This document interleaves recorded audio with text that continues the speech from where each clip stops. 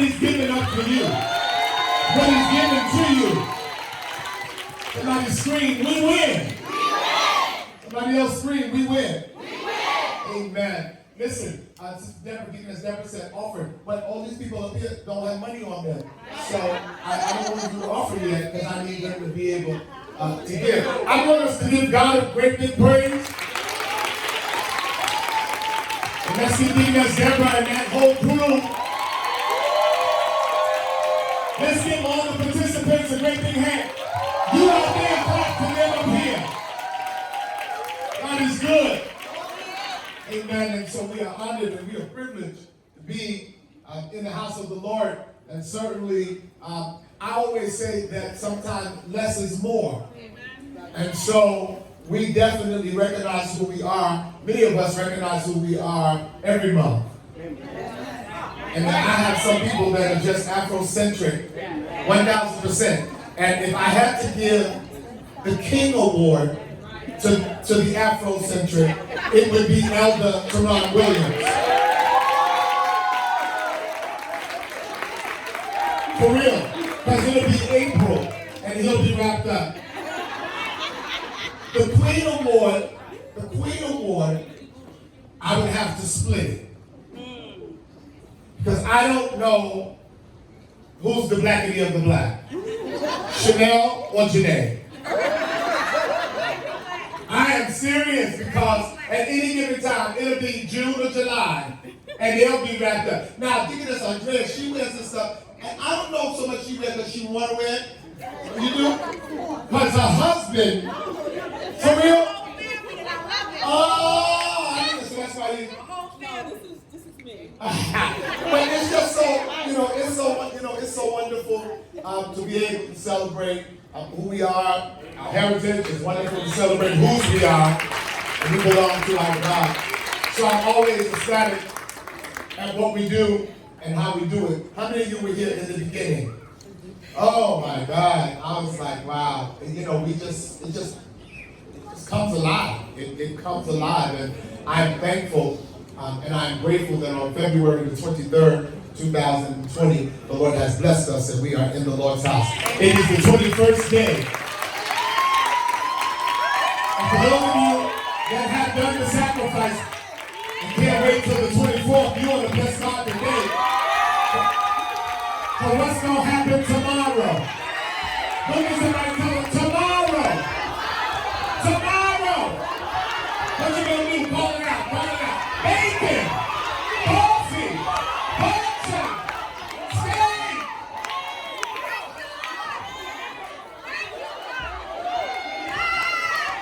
I'm going to eat the beans and the neck bones. You guys out there. I'm not going to just eat the beans.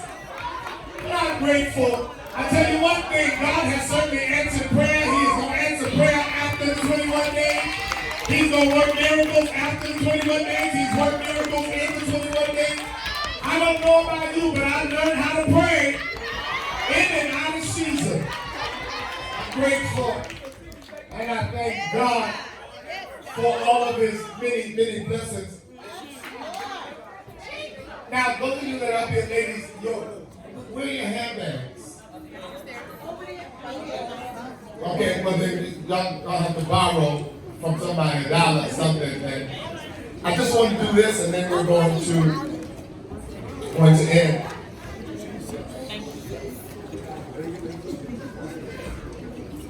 One of the greatest,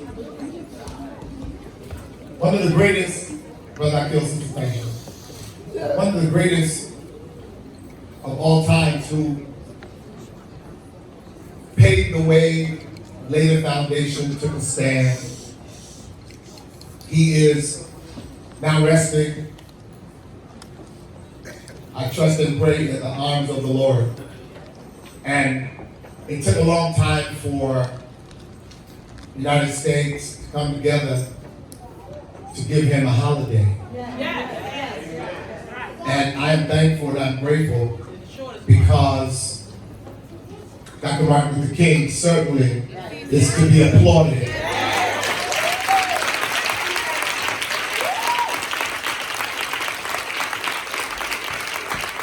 Never heard him speak in tongues, but I heard him speak speak English for us. And I'm grateful. So Dr. Martin Luther King Jr., Sister Whitney Deborah, I'm giving you another one. I gave you one last week. I just want you to know that, I'm, okay. Just don't give me a script. Dr. Martin Luther King Jr., January 15, 1929, April 4th, 1968. Saying that Dr. Martin Luther King Jr. is important to African American history is not a strong enough statement. Dr. King is not important to African American history. He is essential to it. So why do we celebrate Dr. King? His I Have a Dream speech and lengthy work within the civil rights movement are surefire reasons for celebrating him alone. But there are many other outstanding reasons for why we celebrate Dr. King. Born on January 15, 1929, Dr. King was a Christian minister and activist most famously known for his pivotal role in the civil rights movement. He urged people to take actions that aligned with what he once described as Jesus' extremist love. Dr. King believed in enforcing a love over violence approach to injustice, which is why he urged his followers to engage in nonviolent activism only. Through nonviolence, Dr. King led several initiatives, including the Montgomery bus boycott and the March on Washington, where he spoke the famous words that are a part of his renown, "I have a dream." In this speech, he shared his hope for freedom to reign. He also shared his hope that after the rough places were made plain and the crooked places were made straight, that the glory of the Lord would be revealed and all flesh would see it together. Dr. King graduated from Morehouse College with a BA in sociology, earned a BDiv degree from Crozier Theological Seminary, and later received a PhD in systematic theology from Boston University on October 14, 1964. Dr. King became the youngest winner of the Nobel Peace Prize for leading the nonviolent way of justice.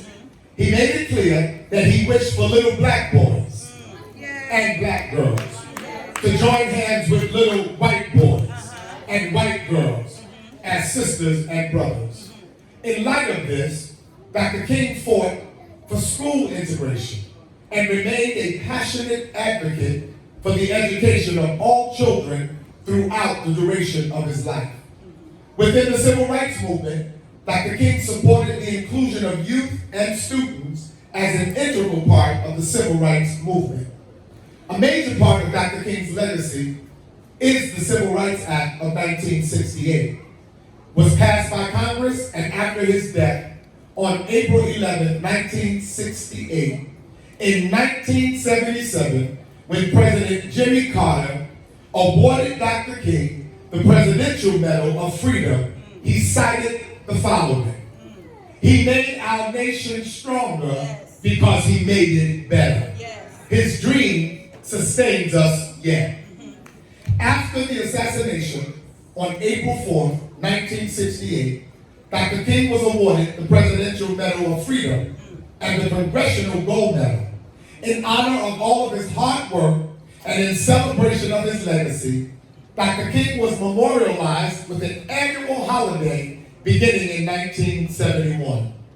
President Ronald Reagan later signed the bill in 1983, making Dr. King's Day a federal holiday, and on January 17, 2000, Martin Luther King Jr. Day was officially observed as a certified holiday in all 50 states. So again, why do we celebrate Dr. Martin Luther King Jr.? We celebrate him out of profound respect. We celebrate him in honor of his life. And we celebrate him in sincere gratitude for the sacrifices that he made.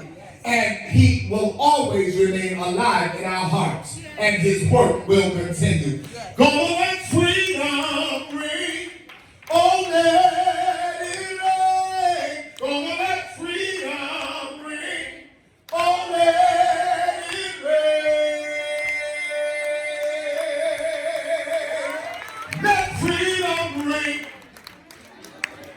Praise everybody. God bless you. Please get Grace be unto you and peace from God our Father and from the Lord Jesus Christ. I'm Bishop Whitaker, the senior pastor of the Cathedral of the Greater Free Gift Baptist Church. I am delighted to speak to you from this, the main sanctuary, which God has allowed us to restore, replenish, and we are grateful to God for what He has done. I would like to invite you to come and to worship God with us and experience a spiritual encounter through prayer, praise, and the Word. Well, listen to me. At 9 a.m. on Sunday, it's our empowerment time. We call it Sunday school. At 11 a.m. is our morning worship. I promise you that God will meet you where you are. Until then, I'll see you at the cathedral. Shalom.